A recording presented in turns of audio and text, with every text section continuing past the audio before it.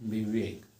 और जब विवेक होगा तो वैराग अनिवार्य रूप से हो जाएगा।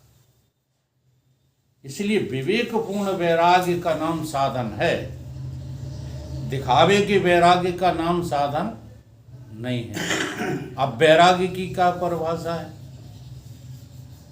वैराग किसको कहते हैं? केवल यहीं के भोग नहीं। देखो, यहाँ के भोग भोगने के लिए तो तुम्हें स्थूल देह की भी जरूरत पड़ती है? लेकिन यहाँ से ऊपर और अच्छे भोग हैं, स्वर्ग है, वहाँ तुम्हें जो है स्थूल देह की भी जरूरत नहीं है, फिर भी भोगी हो, फिर भी भोगने के फिराक में रहते हो। देवता बन गए तब भी भोगी ही तो रहे, और चाहे जितने ऊंचे बन जाओ, इंद्र बन जाओ, फिर भी वेदांती संत कहता है कि बेचारे गरीब हैं। को हैं? भोगी हैं। देवता भी भोगी होते हैं। इसलिए देवता तक पहुंच जाने में भी कोई ज्यादा तरक्की नहीं है। तुम तो यहीं मरे जा रहे, यहीं तुम राजा महाराजाओं को देख करके विचलित हो जाते कि हे भगवान, हम क्यों ना भय मोदी। नहीं आ रही समझ में बात? तो वैराग किसको कहते हैं? अगर कोई राजा राज्य कर रहा है और अपने देह के लिए कर रहा है, अपने परिवार के लिए कर रहा है, तो वो राजा महान भोगी है। और कोई राजा प्रजा के लिए, राष्ट्र के लिए कार्य कर रहा है, जी हाँ, तो भोगी होते हुए भी वो योगी है। यही तो जो है भगवान सिखा रहे हैं अर्जुन को। योग नाम परमात्मा का है, भोग नाम संसार का है।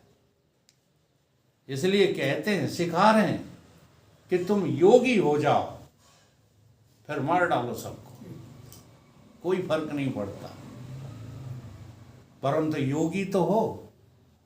अब हम योग में तो आना नहीं चाहते और वैराग का नाटक करना चाहते हैं।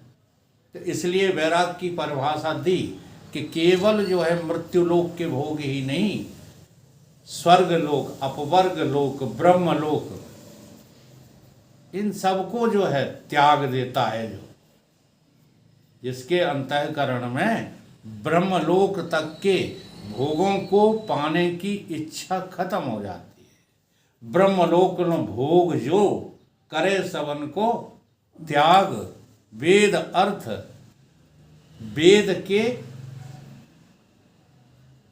वेद के संबंध में अर्थ समझ रहे हैं कि नहीं? तुम्हारे संबंध में अर्थ नहीं, तुमने जिसको समझा है वो वैराग नहीं। वेद अर्थ ज्ञाता, जिसने वेद के अर्थ को समझा है, जाना है, ऐसे ज्ञाता भी इसको वैराग कहते हैं। किसको? ब्रह्मलोक तक के भोगों के त्याग को। गोस्वामी जी ने इसी को चौपाई में लिख दिया, तृण समसिद्ध तीन गुण त्यागी। तृण समसिद्ध, तृण के समान जो है तुम त्याग सकते हो, तमोगुण त्याग सकते हो, रजोगुण नहीं त्याग पा रहे। क्रिया का त्याग, कर्म का त्याग, कलापों का त्याग कर पा रहे? अच्छा लगता है। केवल देखो, यही तो विकट समस्या है कि इधर की बात समझाएं तो उधर की गोल, और उधर की बात समझाएं तो इधर की गोल। जब तुमसे कहा कि कर्म का त्याग करो, तो तुमने शरीर को ही अचल बना दिया और बैठ गए जाके गुफा में। अब वहां तो लड़ैया मिलेंगे, वहां क्या धरा है? वहां कुछ मिलेगा वहां, लेकिन अर्थ ही गलत लगा लिया। तो ये अर्थ नहीं है। जब तृण समसिद्ध तीन गुण त्यागी का अर्थ लगाया जाता है, तो क्या त्यागना है तुम्हें? कर्म जब त्यागने की बात कही जाती है तो कर्मों में रुचि का हटा लेना, न कि कर्मिक क्रियाओं को छोड़ना। रुचि नहीं होना चाहिए। जो रुचि रखेगा वो फल चाहेगा, और फल चाहोगे और मिलेगा नहीं तो दुखी होगे, और हो ही रहा है ये।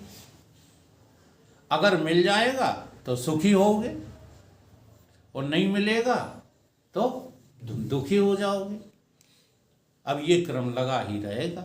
आज मिल रहा है, कल नहीं मिलेगा। जितना तुमने कर्म किया है उसका सब का फल तुम्हें इसी जन्म में मिल जाए, ये संभव नहीं है। किया तो बहुत कुछ है, मिलता कहाँ है उतना, तो दुखी हो जाओगे कि नहीं। इसलिए भगवान कह रहे हैं योगस्थ कुरु कर्माणि संग त्यक्त धनंजया।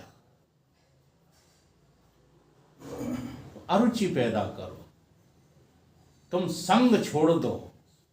संग छोड़ दो का मतलब कर्मों में, क्रियाकलापों में, लेने देने में आसक्ति छोड़ दो। ये रजोगुण का त्याग है। ऐसे ही सतोगुण का त्याग, भक्ति करो, मना नहीं कर रहे, तीर्थ जाओ, मना नहीं करते शास्त्र। जो भी तुमको जो है अच्छा लगे वो सब करो। सतोगुण में पूजा करो, पाठ करो, लेकिन इससे कुछ मिलेगा? कुछ नहीं मिलेगा। बस ये रुचि छोड़ दो।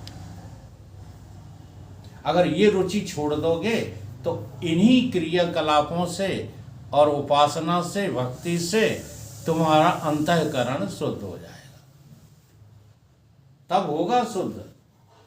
अगर कामना रहेगी, वासना रहेगी तो अंतःकरण मलिन होता जाएगा। ये दूसरा साधन है। तीसरा साधन है खट संपत्तियों का जुटाना।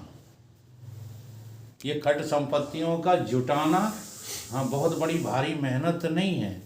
अगर तुमने विवेकपूर्ण वैराग्य हासिल कर लिया तो खट संपत्तियां तुम्हारी दासी हो जाएंगी। फिर संकल्प मात्र से आप उस चीज का त्याग कर सकते हैं। दृढ़ता आ जाती है, आ जाती है। हाँ, धोखाधड़ी नहीं रहती। फिर उसका नाम है समदम, श्रद्धा, समाधान और उपराम। अब एक एक को लेंगे तो बहुत समय लगेगा। ये तीसरा साधन है। तब इन तीन साधनों को पार करने के बाद तुम्हारे अंदर एक ही वासना रह जाएगी, एक ही कामना रह जाएगी, दूसरी कोई कामना रहेगी नहीं। भगवान को प्राप्त कैसे करें? मोक्ष की कामना, उसी का नाम है क्या? मुमुक्षा। मोक्ष की इच्छा जग जाने का नाम मुमुक्षा। फिर किसी और की इच्छा ही नहीं रहती। इसी का नाम जिज्ञासा भी है। जानने की परम इच्छा जग जाती है हमारे हृदय में। हम जाने, कहीं क्या जाने कि परमात्मा कौन है। और जो यही सिखाने लगते हैं प्रारंभ में, हे परमात्मा को जानने की जरूरत नहीं है, समझ लो आपका सब चौपट हो गया। कौन है परमात्मा, इसको जानने की जरूरत नहीं। अब परमात्मा को तब जानोगे जब तुम जानने के पात्र होगे, तभी तो जान पाओगे। और तुम में पात्रता नहीं है तो कैसे परमात्मा को जानोगे? इसलिए परमात्मा को जानने की पात्रता का नाम है चतुष्टय साधन। ये चार साधन आपको अपने पुरुषार्थ से हासिल करना है, क्योंकि यहाँ तक तो तुम्हें भगवान ने भेज दिया। यहाँ तक तुम्हें कुछ करना नहीं पड़ा। तुम पूर्व जन्म में हाथी थे, घोड़ा थे, गाय थे, बैल थे, कुत्ता थे, कोई भी थे। यहाँ आने में तुम्हें जोर लगाना पड़ा। बोलो, कमाल की बात है। बड़े बड़े कठिन, हाँ, जो खूंटे थे ना, बड़े कठिन थे, जैसे अजगर बन गए। अब पड़े रहो लाखों साल तक? नहीं, पेड़ बन गए, वृक्ष बन गए, खड़े रहो। तो कितने कितने कठिन जो है आपके स्तर उस ईश्वर की कृपा से सब टूट गए। तो तुम कहाँ आ गए हो? तुम वहां आ गए हो जहां विवेक, वैराग्य, खट संपत्ति और जिज्ञासा प्राप्त करने के, पुरुषार्थ करने के तुम काबिल हो गए। आ गए कि नहीं आ गए? अब जिसके लिए तुम्हें भेजा वही तुम कर नहीं रहे, तुम फिर किस में लग गए? जिससे फिर से पीपरा बन जाओ, आम बन जाओ, वृक्ष योनि में चले जाओ। इसमें कतई संशय नहीं करना।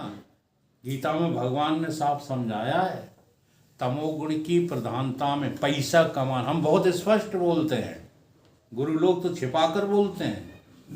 पैसा कमाने में रुचि रखने वाले पीपरा, आम और बड़े बड़े जो ज्यादा लंबी आयु वाले वृक्ष, बरगद बनोगे, बच नहीं सकते। मानते ही नहीं, बूढ़े हो गए, हाय इनके नेक रुपये खो गए, पता नहीं खो गए कि बना रहे हैं बात है।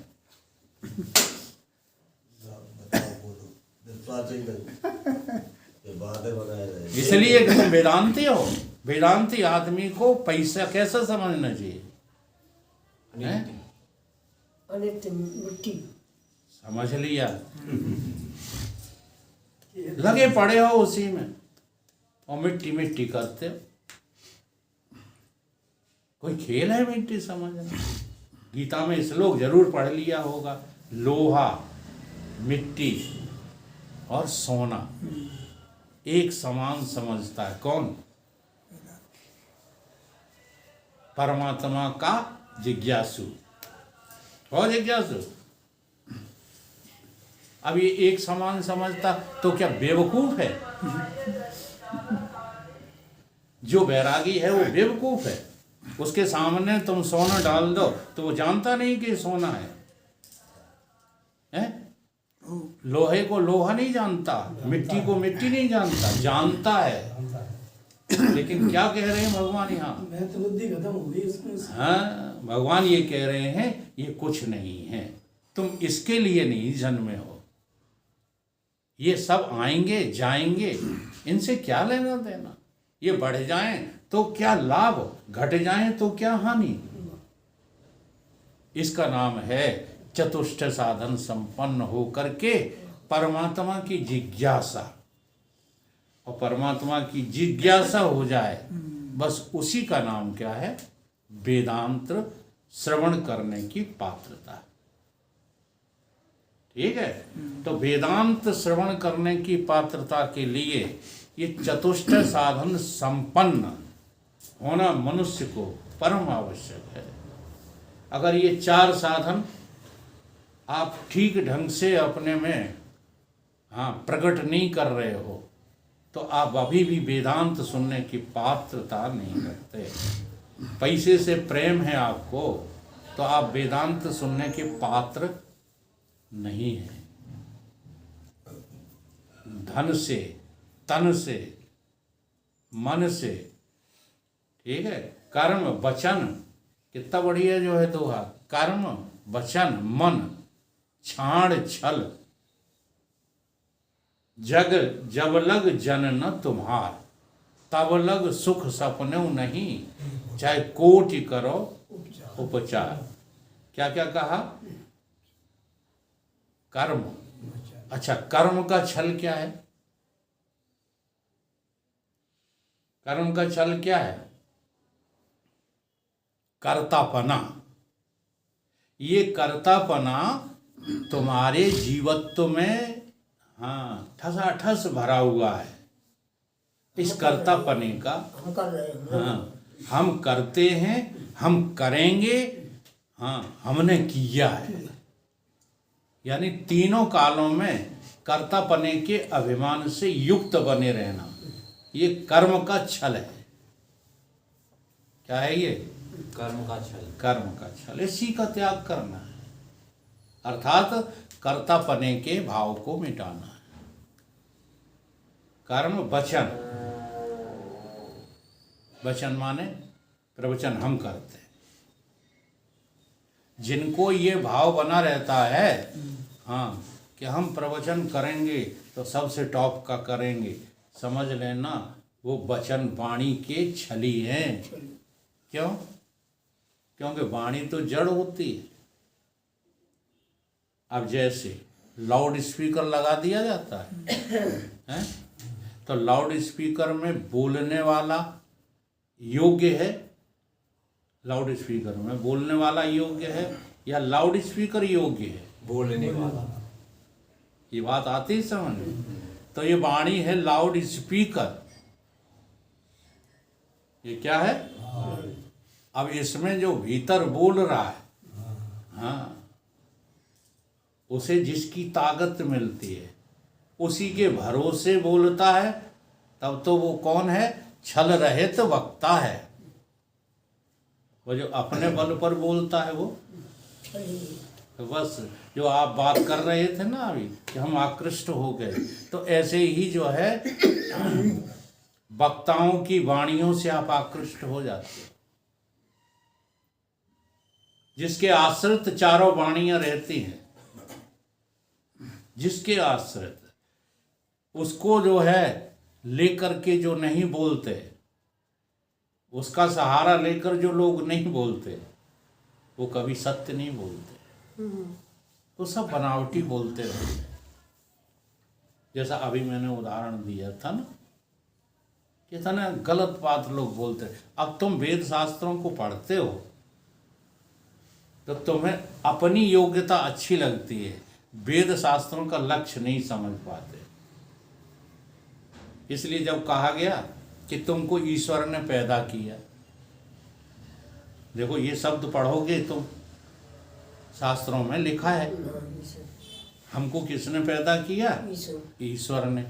अब तुम इस हम का अर्थ शरीर लगा लोगे तो सब चौपट हो जाएगा। हो जाएगा कि नहीं? शरीर ने, ईश्वर ने शरीर को पैदा नहीं किया, शरीर तो उनकी माया के द्वारा बनाया गया है। ईश्वर ने तो हमको पैदा किया है। हम कहाँ से निकले? ये प्रसंग हम कई बार जो है सुना चुके हैं। एक बार 12 गांव में हम ये प्रसंग सुना रहे थे तो मूर्ख लोग हमसे लड़ गए कि आप गंदी बात बोल रहे हो। फिर मैंने समझाया, मैंने कहा ये गंदी बात नहीं है, तुम्हारी खोपड़ी में गंदगी घुसी हुई है। वो दृष्टांत ये था कि एक बार जो है हरिद्वार में अखंडानंद बाबा का शिविर लगा हुआ था, हमारे गुरु बाबा का। वहाँ पर कुछ सेठ आ गए, मालदार लोग, पैसे वाले। तो बाबा ने कहा साधुओं से कि सब शिविर खाली कर जाओ, निकल जाओ, यहाँ पर सेठ लोग रुकेंगे, आप लोग अपना स्थान कहीं दूसरी जगह देख लो। फक्कड़ हो आप लोग तो, हाँ इन लोगों को तकलीफ होगी। हाँ संतों का न्याय कोई जानता नहीं है। तो चिढ़ गए साधु बहुत से और आपस में चर्चा करने लगे कि देखो गुरु बाबा कैसे हैं, कितने जो है निष्ठुर हैं अपने प्रति, और ये पैसा देंगे ना उसके लिए जो है इनको रखेंगे, हम निकल जाएं। तो एक उसमें विनोदी स्वभाव के जो है हाँ कोई फक्कड़ संत बैठे थे, चेला थे वो भी बाबा के। तो उन्होंने कहा यार कैसी बातें करते हो, ये तो अपना जन्म सिद्ध अधिकार है निकलना। तुम्हें पता है पहले तुम्हें किसने निकाल फेंका? बताओ तुम कहां से निकले? पहले तुम्हें ईश्वर ने निकाल फेंक दिया। ईश्वर ने हमको कहाँ निकाल फेंक दिया? माया में। ठीक है, अब इस माया से जो है माया ने निकाल फेंका तो हम फिर कहाँ चले गए? पिता की के पेट में चले गए। पिता ने निकाल फेंका तो माँ की पेट में चले गए। अब इसमें क्या गंदगी है बताना भैया। समझ नहीं बनता है। अब माँ ने निकाल दिया तो इस मृत्यु लोक में आ गए। जब सब जगह से हम निकाले ही गए तो यहाँ से निकलने में तकलीफ क्या है। से बड़ी जोर हंसे साधु सब। हाँ, इसलिए निकलना सीखो। इसी को पथिक जी कहते हैं। हाँ, नहीं चाहने पर निकलना पड़ेगा, जहाँ रह रहे हो निकलना पड़ेगा। नहीं निकलना पड़ेगा, लेकिन तुमने तो इस पर अपनी बापोती जमा ली। इसी कारण से लगे हो दुनियादारी में, और कोई बात नहीं। तो सबसे पहले हमें कहाँ से निकलना है? स्थूलता से निकलना है। तृण संसिद्ध 3 गुण त्यागी, तमोगुण रजोगुण सतो, तीनों से हमें निकलना पार होना है। जब हम पार पे खड़े होंगे तब उस अपार का ख्याल आएगा। अगर पार ही नहीं जाना चाहते हो, इसलिए कबीर ने बहुत बढ़िया जो है दोहा दिया है, मैं बैरी डूबन डरी, रही किनारे जिन खोजा तिन पाइया गहरे पानी पैठ, मैं बोरी डूबन डरी रही किनारे बैठ। अब इसी किनारे पर बैठ करके और पैर पानी में डाल करके जो यूं देख रहे था मिल जाएगी। है अथाह थाह संतन को, दरिया लहर समानी घुसकर देखो। हाँ, जब घुसकर के देखोगे तब तुम पार हो जाओगे, और जब पार हो जाओगे तब अपार का ख्याल आएगा। इसलिए तीनों शरीरों की आस्था से मुक्त होने का नाम है क्या? वेदांत विद्या की पात्रता। तीनों शरीरों में से किसी को प्यार मत करो। हाँ, अज्ञान से अब बना रहेगा सबको अज्ञान, ये कोई बात होती है? अकेले हम ही अज्ञानी थोड़े, ज्यादातर लोगों को कहते सुना है सारी दुनिया अज्ञान में ही जी रही है। तो अज्ञान में जीने के लिए तुम्हें इस मनुष्य की बुद्धि मिली है। अच्छा, किस ख्याल से लगे हो संसार में? ईमानदारी से बता दो। इसी ख्याल से तो लगे हो? सब हैं अज्ञानी। अरे बने रहने दो, सब अज्ञानी है। हमको तो गुरु मिले ब्रह्म ज्ञानी है, मुक्ति भरे तहाँ पानी। अब काहे बात की परवाह? तो इसलिए वेदांत विद्या की पात्रता का अधिकारी वही है जो तीनों शरीरों से पार बैठा है। अब शरीर से पार हो जाने का मतलब ये नहीं है कि तुम ज्ञानी हो गए, अब तुम जीव हुए हो। सही मायने में जीव कौन है? जो तीनों शरीरों से अपनी आस्था तोड़ देता है। और शरीरों से आस्था टूट गई है तो परिवार से बनी रहेगी। ऐसे ही पागलपन कर रहे हो, पैसा कमाने में बनी रहेगी। बताओ, वैभव कमाने में बनी रहेगी, अपनी पूजा कराने में बनी रहेगी। सब उलझा हुआ है, पूरा जमाना बड़ी बड़ी बातें करते रहते हैं और फंसे कहाँ? देह में फंसे हैं। ये भीड़ भवक्कड़ काय का होता है? वेदांत विद्या इनको मिलेगी? इस भीड़ में ये जो नाटकवादियां हो रही हैं, इसमें वेदांत विद्या मिलेगी? ये वेदांत विद्या तो बड़े ही जो है साधन चतुष्टय संपन्न और आस्थाएं स्थूल और सूक्ष्म कारण की समाप्त तो हो गई हैं जिनकी। केवल जो है अज्ञान कारण बना रहता है, वो कारण है अज्ञान।